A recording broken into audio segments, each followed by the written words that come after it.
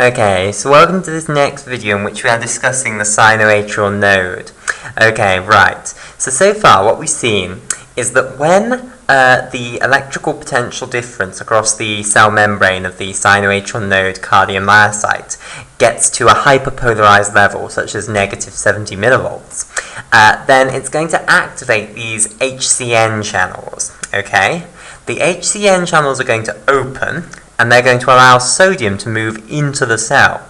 Sodium carries a positive charge, so it is going to raise the electrical potential of the intracellular compartment, and because it's leaving the extracellular compartment, it's going to lower the electrical potential of the extracellular compartment.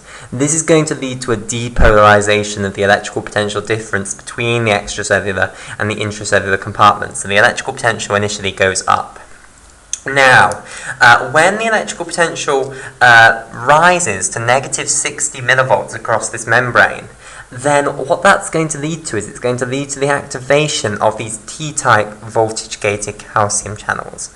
And I left you with the puzzle of trying to figure out which direction calcium is going to move if we open these T-type voltage-gated calcium channels. Well, the concentration of calcium in the extracellular fluid is 15,000 times bigger than it is in the intracellular fluid. So the chance of a calcium ion hitting the extracellular aspect of this channel and going through into the cell is 15,000 times bigger than the chance that a calcium ion will hit from the intracellular aspect and go out. So you're going to get a net movement of calcium in. In addition, you can look at the electrical potential difference across the membrane, which also influences whether the calcium wants to move in or out. It's still negative, basically. It's around negative 60 at the moment. So that means that the intracellular compartment has an electrical potential approximately 60 millivolts lower than the extracellular extracellular compartment. Okay, so calcium is a divalent cation, so it again wants to move into the compartment with the lower electrical potential, which in this case is the intracellular compartment. So both the electrical and concentration gradient are favouring the movement of calcium in through these T-type voltage-gated calcium channels. Okay, so you're going to bring calcium ions into the cell. Now, when calcium moves in, that's the movement of a positive charge from the extracellular compartment into the intracellular compartment. You're going to raise the electrical potential of the intracellular compartment because you're putting the positively charged calcium ions into the intracellular compartment, and you're going to reduce the electrical potential of the extracellular compartment because you're removing them from there.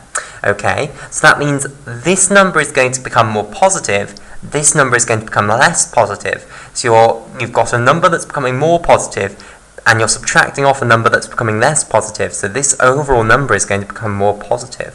So what happens is you get a very rapid depolarization of the electrical potential difference across this membrane, and it gets to just above 0 millivolts, basically. So it just becomes positive, meaning that it just gets to the point where the intracellular electrical potential is bigger than the extracellular electrical potential. Okay, now, do you remember me telling you that these T-type voltage-gated calcium channels, they're called T-type because they are very transiently open. So they open for a while and then they close very rapidly. So they were open for this tiny little time period here, but they just about closed here. Okay, so these T-type voltage-gated calcium channels are now closing. That means you're not going to be able to bring any more calcium in. So the depolarization that the calcium was causing stops, basically. So you get to just above 0 millivolts before the T-type voltage-gated calcium channels close. And I want to emphasize that it is not the voltage becoming depolarized that inactivates these voltage-gated calcium channels. Instead, they just inactivate after a certain amount of time, and it's a very, very short amount of time, which is why they've closed already, basically. So, these voltage-gated calcium channels of the T-type, they open when you get to negative 60 millivolts. They open extremely rapidly and cause this up phase of the cardiac action potential, and then they close extremely rapidly and you no longer depolarize any further. Okay, now, the next star of the show then is the voltage-gated potassium channel. Okay, so here is our voltage-gated potassium channel.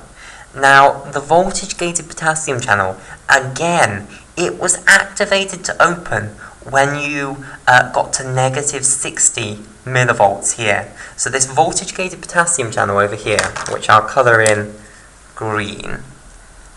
Okay, so this is in green here. Okay, so this voltage-gated potassium channel, this was activated to open at roughly the same point as the T-type voltage-gated calcium channel. However, it is much, much slower about opening. So it just about starts to open when the voltage-gated calcium channels are finally closing. So this starts to open at this point. Okay, so we're up here, and this voltage-gated potassium channel, which I'll denote VGKC for voltage-gated potassium channel, it's starting to open. Okay, so the voltage-gated potassium channel starts to open. Now, which way is it going to conduct potassium? Well, the potassium concentration gradient is that you have 155 millimolar potassium concentration intracellularly and 4 millimolar potassium concentration extracellularly. So the concentration gradient favours the movement of potassium out. In addition, the electrical potential difference across this membrane is now above 0 millivolts, which means that the intracellular compartment is actually slightly higher in electrical potential than the extracellular compartment. So now potassium, actually with its positive charge, wants to move out where the electrical potential is now slightly lower. So both the concentration and electrical gradient initially favour the movement of potassium out. So potassium is going to move out of the cell. Now, that means that you're moving a positively charged ion out of the intracellular compartment and into the extracellular compartment. When you move that positively charged ion out of the intracellular compartment, it's going to mean that the electrical potential of the intracellular compartment goes down, and when you move it into the extracellular compartment, it's going to mean that the electrical potential of the extracellular compartment goes up. So this number is going to get less positive, this number is going to become more positive. So you've got a number that's getting smaller being subtracted, and you're taking off a number that's getting bigger. So this is going to become more negative, basically. So what happens is this causes the repolarization of the electrical potential difference across this cell membrane. And then what's going to happen is you're going to get back down to negative 70 millivolts, at which point these voltage-gated potassium channels will start to close, and then you'll be at negative 70 millivolts again. So what will happen? Well, the HCN channels will open again, and then what will happen is they'll depolarize the membrane to negative 60 millivolts. That will activate the T-type voltage-gated calcium channels, so again you'll get a depolarization here. Though T-type voltage-gated calcium channels will open, and the voltage-gated potassium channels will start to open instead. Sorry, the voltage-gated calcium channels will start to close, and the voltage-gated potassium channels will start to open instead, and you'll repolarize again. And then the process just continues going on, and this is how you get a rhythmic action potential being generated in these sinoatrial node cardiomyocytes. Okay, right. So, this is all happening at a tiny little portion of this membrane. So how does the action potential propagate along the membrane of a sinoatrial node cell? Or indeed, well, since actually let me rephrase it. This will be happening everywhere in the sinoatrial node cell, because you have these same channels everywhere. What instead we want to ask is, how does it propagate onto the next cell? So maybe this cardiomyocyte, which is a cardiomyocyte of the SA node, is joined onto a cardiomyocyte which is contractile, basically, rather than conductive. So let's say it's joined onto a normal cardiomyocyte, which doesn't have the ability to generate its own action potential. Well, basically, this cardiomyocyte, which is a sinoatrial node cardiomyocyte, will be joined to the next contractile cardiomyocyte by an electrical window known as a gap junction. And the gap junction will allow the calcium that moves into the cell to depolarize the electrical potential difference across the membrane in the upstroke of this action potential. It will allow it to move from this sinoatrial node cardiomyocyte into its neighbour, and that will induce an action potential in the neighbouring cardiomyocyte, and then that cardiomyocyte will undergo the normal cardiac action potential. And that's how sinoatrial node cardiomyocytes propagate the action potential onto the normal contractile cardiomyocytes. Now, there's one final thing I want to discuss, which is a drug known as Aberdeen. Okay, so Aberdeen is a drug which binds to the hyperpolarization activated and cyclic nucleotide gated channel. Okay, so it's going to come and bind to this HCN channel here. So this is Aberdeen in purple. Okay, bound to the HCN channel.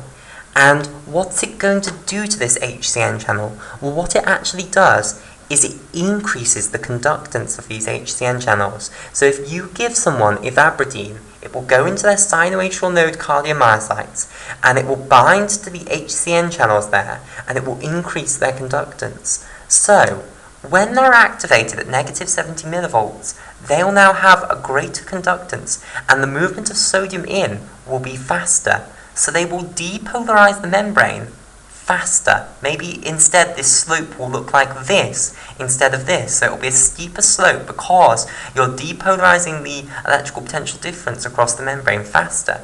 Then what will happen is you'll go through the usual cardiac action potential. Okay? And then the thing will happen again. So you'll get to negative 70 millivolts. The HCN channels will open again. And the Aberdeen is still bound. So you'll depolarize faster. And then you'll go through this again. And hopefully what you can realize is that this is going to shorten this initial portion of the action potential of the cardiomyocyte. This portion here. And by shortening that portion, you're going to get more of these rhythmic action potentials in a certain amount of time. So in a minute, the number of these shorter action potentials where this initial depolarization portion where you're getting the funny current coming into the sinoatrial node cardiomyocyte, that's shorter. You'll get more of these in a minute basically, and that's going to mean that the heartbeat goes up. So Aberdeen can actually be used to raise the heartbeat. So if, for instance, you've got some sort of pathology where the HCN channels are functioning too slowly, then what that will do is it will lower the steepness of this initial depolarization phase. So instead what you might get is a really long depolarization portion, which will mean that the heartbeat is far too slow. So if you've got someone that has a pathology like that, then Aberdeen may be a very good idea to try and steepen this initial depolarization portion back up, basically.